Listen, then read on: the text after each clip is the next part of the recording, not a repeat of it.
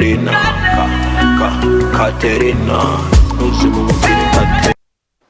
Yes, Katerina na karirimbo ka DJ Pro ari kumwe na Elise Boy niko twakiriye ku mutumire wacu mutumire ajava muri Wasili. Murazi ko BTV turakajya abantu bose bashaka kumenyekanisha ivyo bakora. Rero Wasili ni imwe mu mashira hamwe ikora neza cyane, ni ya mbere nga mu Burundi. Tumaze iminsi dukorana, ndafise vyinshi nza kuyivuga ko vyiza gusa, ariko baraza no kuvyivugira. Turagoye ikaze. Ego, merci murakoze cyane kutwakira nga muri BTV. Ego, namwe ni sawa. Turashima no kuri murashaka kwidondora. Jewe ni Vanessa Kaneza, nkaba ndumwe mu bakora muri Wasili. Sinzi ko nacangira ko ndanayivuga Wasili. Wasili ni iki? Wasili kwanza icyo kintu Wasili ari umuntu ashobora kuba atazi imbe biri mu Kirundi, biri mu biki? Wasili nibaza ko ari Giswahili. Ni Giswahili kuko baravuga ngo nimewasili nacitse. Ego yani Wasili no ivuga mu bice bibiri. No tangura kuvuga Wasili nk'ishira hamwe. En général, Wasili ni iki? Ni société twovuga mu kinofunofu ya voiture de transport avec chauffeur. Isiguri iki ni shira hamwe ryaje rizana impinduka muri transport y'Ubujumbura aha i Burundi. Rero ico tudasako nabandi mu transport nuko imiduga yacu nisize kandi ni voiture de transport avec chauffeur. Les chauffeurs sanga bari indépendant, ari imiduga yabo bazana tugakorana. Ego Wasili uvuze gato ko mukorana abo mukorana benshi dasize no kuvuga ko abataximene bafise imiduga yabo badahawe ikaze muri Wasili. Muri Wasili nkuko mpeje kubivuga, umuntu arazana, umushoferi arazana imodoka yiwe tukayakira. Twe rero navuze ko ndabivuga imice ibiri. Twe rero nka Wasili société ngoma ndayisigura rya kabiri. Wasili ni application. Application imeze gute? Hariho application yitwa Wasili Rider, akaba ari application y'umukiriya. Umukiriya bimufasha kurondera imodoka imwegereye ahari. Iyo application ayitereshaje kuri Play Store cyangwa kuri App Store. Kubakoresha iPhone App Store, kubakoresha Android ni Play Store. Rero iyo application kumukiriya iramufasha kurondera umushoferi. Umva mugayo application y'umukiriya niyo baho yonyene. Hacabaho n'indi application yitwa Wasili Driver, akaba ari application y'umushoferi. Sigura ko babandi b'abashoferi bazana imiduga yabo, twe tubaha application kugira tubaconnecte n'abakiriya tsendo fise babakiriya batereshaje ya application yitwa Wasili Rider. Rero nuko bimeze. Wasili Rider y'umukiriya iragira demande, igatora umushoferi ari hafi yiwe, hama nyamushoferi akaca ashobora kubona umukiriya ahari. Igashobora kubona umwanya wo kumushikira, akabona identification yaba ku mushoferi yaba ku mukiriya, hose biraboneka. Bisigura iki? Izina, numero de telefone, ku mushoferi ho plaque n'imodoka byose biraboneka. Bisigura ko nta kujijanya umutima ngo uje kuntora ninde, kuko araza kubona neza uje kumutora ifoto yiwe, plaque yiwe hamwe n'imodoka afise n'ingenisa. Ego murumvise Wasili ivyikora. Jewe narabaye muri Kenya entreta, hama donc narabona yitwa Uber, hama nkavuga ati nje mu Burundi mbe ibi bintu bizoshika ryari. Casanga rero Wasili yarabizanye. Ni ikintu ciza cyane kuko naho bushitse kuri aeroport no kuvuga udafise umuntu n'umwuzi taxi nturinda kuvuga ngo umutaximene iki, ni application urabona taxi bikwegereye ukavuga, kandi iyo taxi ntishobora kukwiba canke iki.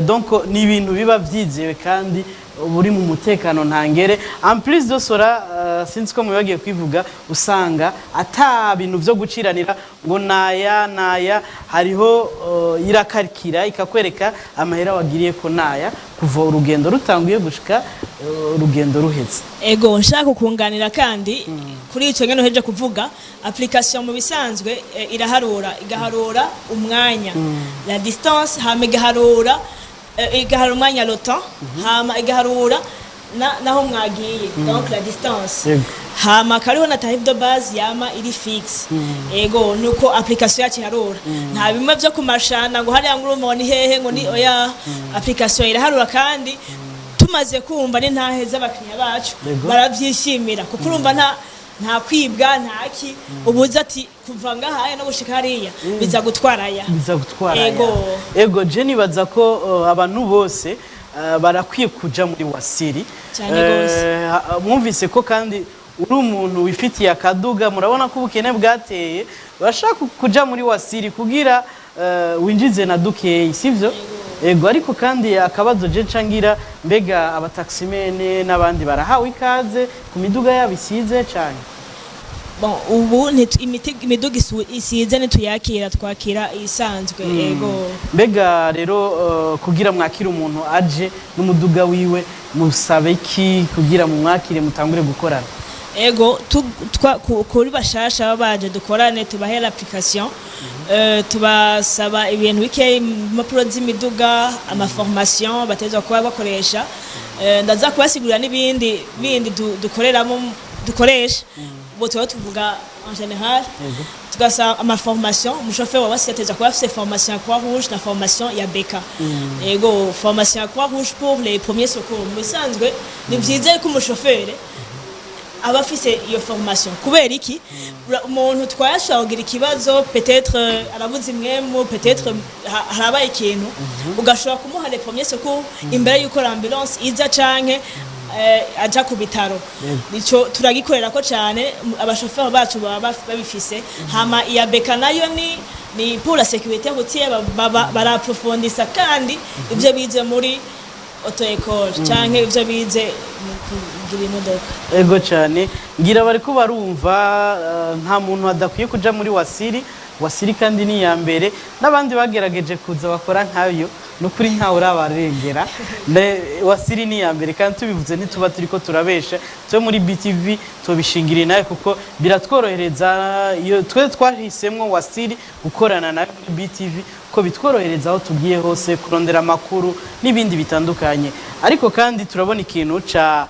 ngo special promo bientôt vuba cyane bimeze gute ego mugareka dusubira inyuma gato wakuvuga ko dukorana nuko twe turakorana n'ama societe menshi ama entreprise menshi ngahanya ama banke ama television nka bamwebwe ama ONG atandukanye turakorana nabo abataragira imiduga bataragira ntuze amahera yo kugura imiduga cyangwa babona yuko bitwara amahera menshi byo kugura imiduga turagerageza mukagabanya canke nukuri de service partenariat ego nibidoga abantu bose dukorana neza cyane ego nico twita service corporate donc turakorana n'ama entreprise rero ntumira n'ama entreprise yandi avyumvireho tikaribu cyane muri Wasili turashobora turabishoboye ku transporter leur staff ego cyane ati rero bientôt special promo imeze gute iyo promo promotion ni promotion ikomeye cyane muri ibi bihe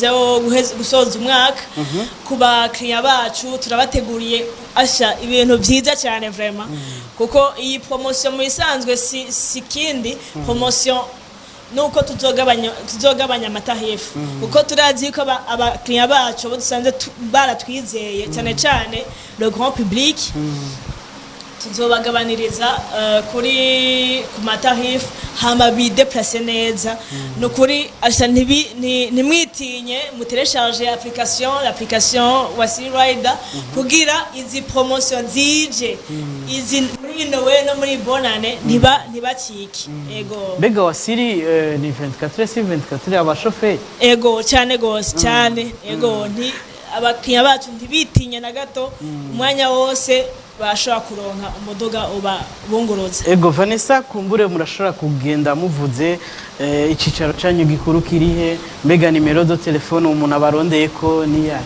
ego murakoze cyane kuri ico kibazo ni kibazo gikomeye kuko duheruka kwimuka bisiguye ko benshi batoba bazi aho twimukiye kuri Boulevard Mwezi Gisabo kera yitwa 28 Novembre kuri numero 64 ni kwibarabara muzoca muhabona hama gikomeye cyane ni numero kubera hariho benshi usanga kubera twabwiye ko dukoresha ama smartphone application birimwo hari igihe usanga connection yabaye nabi gasanga birakugoye gutora ya modoka wifuza rero kenshi tubabwira yuko muca muduhamagara ku nimero ziwacu hama tukabaronderera nimero zacu ni 75 735 735 hamwe na 75 736 736 karibu cyane urashaka kuzisubiramo ni zingahe ni 75 735 735 75 735 735 ni 75 135 135 ziroroshe cyane ego ziroroshe hamwe na 75 736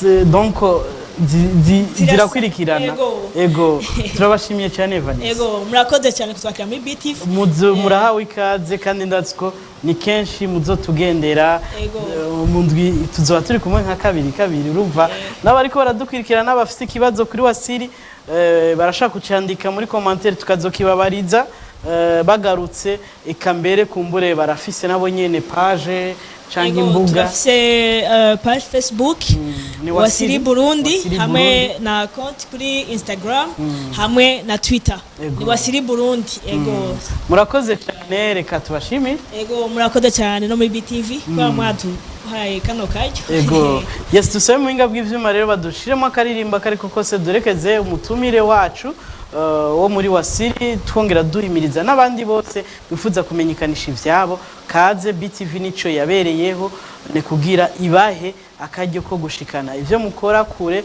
na cyane muziko na BTV gera kure iboneka igihugu cyose iri kuri satellite urashaka kwibona uri no muri South Africa uciye kuri Star Times kuri chaîne numero 721 turabashimiye rero mukanya turadukwirikirana ibiganiro nka intahe vya Eglise Universelle hamwe na n'iganiro c'abakundana mushikizwa na Arlette Mugisha ari kumwe na Douglas Agaciro nibaza ko ni mukanya reka tuherekeze umutumire wacu